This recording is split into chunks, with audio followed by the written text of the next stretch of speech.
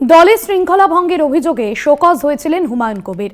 দলকে শোকজের জবাব দিলেন ভরতপুরের বিধায়ক। অন্যদিকে কল্যাণ বন্দ্যোপাধ্যায়ের বিরুদ্ধে দল কেন ব্যবস্থা নেবে না এই বিষয়েও তিনি প্রশ্ন তুললেন। আমার কথায় যদি কেউ রুষ্ট হয় আমি দুঃখিত। দেবজ্যোতি ঘোষ বিশেষ প্রতিনিধি রয়েছেন ফোন লাইনে। দেবজ্যোতি, এর আগেও তিনি একাধিকবার বিতর্কিত মন্তব্য করে অস্বস্তিতে ফেলেছিলেন, দলের অন্দরেই অস্বস্তি তৈরি করেছিলেন। এবার শোকজদের জবাব দেওয়ার পরেও তাকে আবারও কিন্তু মন্তব্য করতে শোনা গেল এবং কল্যাণ বন্দ্যোপাধ্যায়ের বিরুদ্ধে দল কেন ব্যবস্থা নেবে না এই প্রশ্ন তিনি তুললেন।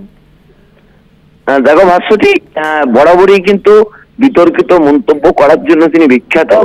ভরতপুরের তৃণমূল কংগ্রেসের বিধায়ক হুমায়ুন কবির এর আগে একাধিকবার দল বিরোধী মন্তব্য করেছেন। গত তিন দিন আগে তিনি তৃণমূল কংগ্রেসের দুই নেতা ফিরহাদ হাকিম এবং কল্যাণ বন্দ্যোপাধ্যায়কে তীব্র ভাষায় আক্রমণ করেছিলেন এবং সেখানে বলেছেন যে মমতা বন্দ্যোপাধ্যায় এবং অভিষেক বন্দ্যোপাধ্যায়ের মধ্যে বিভাজন সৃষ্টি করার চেষ্টা করছেন এই দুই নেতা। তারপরে দলের পক্ষ থেকে শৃঙ্খলা রক্ষা কমিটি তাকে শোকজ করে, সেই শোকজের জবাব আজকে তিনি দিয়েছেন। তার আগে গতকাল তিনি তৃণমূল নেত্রী মমতা বন্দ্যোপাধ্যায়ের সঙ্গে দেখা করেছিলেন। মমতা বন্দ্যোপাধ্যায় তাকে তীব্র তিরস্কার করেছিলেন। তারপরেও কিন্তু আজকে ক্ষান্ত হননি এই ভরতপুরের তৃণমূল কংগ্রেসের বিধায়ক হুমায়ুন কবির। তিনি আবারও তীব্র ভাষায় আক্রমণ করলেন কল্যাণ বন্দ্যোপাধ্যায়কে। তিনি বললেন, কল্যাণ বন্দ্যোপাধ্যায় দলের পক্ষ থেকে যে নির্বাচিত করা হয়েছে রাজ্য সভাপতি হিসেবে তৃণমূল ছাত্র পরিষদের তৃণাঙ্কুর ভট্টাচার্যকে যেভাবে আক্রমণ করেছেন, দল তাকে কি সেই বিষয়ে মান্যতা দেয় এবং দলের পক্ষ থেকে কেন কল্যাণ বন্দ্যোপাধ্যায়ের বিরুদ্ধে ব্যবস্থা নেওয়া হচ্ছে না তা নিয়ে কিন্তু আবারও তিনি বিধানসভায় মুখ খুললেন। অর্থাৎ যতই বিতর্ক থেকে নিজেকে সরানোর চেষ্টা করুন, আজ সকালে তিনি ক্ষমা প্রার্থনা করেছেন, তারপরে আবারও তিনি সেই দলের এক নেতাকে তীব্র ভাষায় আক্রমণ করলেন। তা নিয়ে কি আবার শৃঙ্খলা ভঙ্গের অভিযোগ তার বিরুদ্ধে উঠবে? ইতিমধ্যে তা নিয়ে কিন্তু জল্পনা শুরু হয়েছে বিধানসভার অন্দরে। ভাস্বতী, ধন্যবাদ দেবজ্যোতি। তোমার বিশেষ প্রতিনিধি দেবজ্যোতি ঘোষ ছিলেন ফোন লাইনে।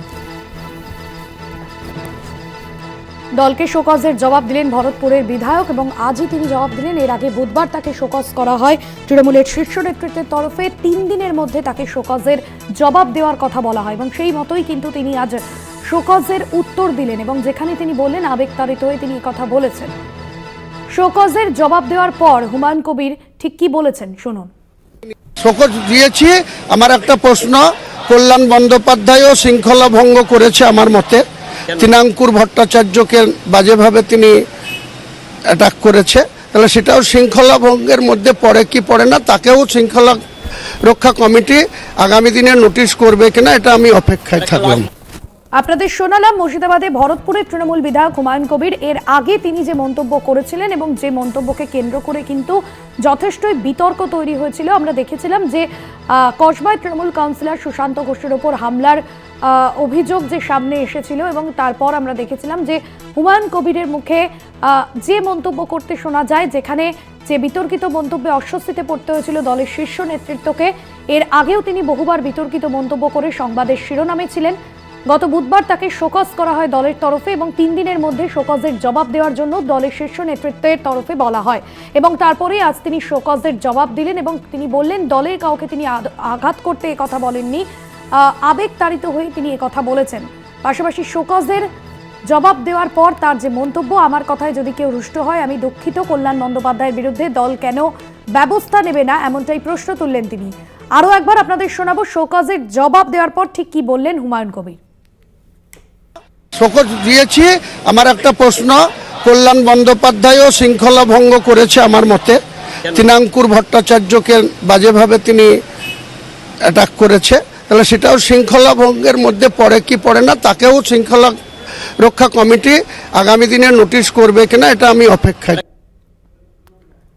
আপনাদের শোনালাম ভরতপুরের তৃণমূল বিধায়ক হুমায়ুন কবির তিনি ঠিক কি বলেছেন, যেখানে তিনি বললেন কল্যাণ বন্দ্যোপাধ্যায়, তৃণাঙ্কুর ভট্টাচার্য তাদের বিরুদ্ধে কেন দল ব্যবস্থা নেবে না, আমার কথায় যদি কেউ রুষ্ট হয় আমি দুঃখিত। শোকজের যে উত্তর তিনি দিয়েছেন, যে চিঠি তিনি দিয়েছেন, সেখানেও তিনি এ বিষয়ে বলেছেন যে দলের কাউকে যদি আমি আঘাত করে থাকি তাহলে আমি দুঃখিত, আমি কাউকে ব্যক্তিগতভাবে আঘাত করতে চাইনি, দলের বেশ কিছু বিষয়ে আমি অসন্তুষ্ট, তাই আবেগতাড়িত হয়ে সমস্ত কথা বলেছি। এর আগেও বিতর্কিত মন্তব্য করে দলকে প্রশ্নের মুখে ফেলেছিলেন তৃণমূলের শীর্ষ নেতৃত্বের একাংশ। তার মন্তব্যের জন্য অস্বস্তিতে পড়তে হয়েছিল। এবারও হুমায়ুন কবিরের মন্তব্যে অস্বস্তিতে পড়তে হয় দলকে।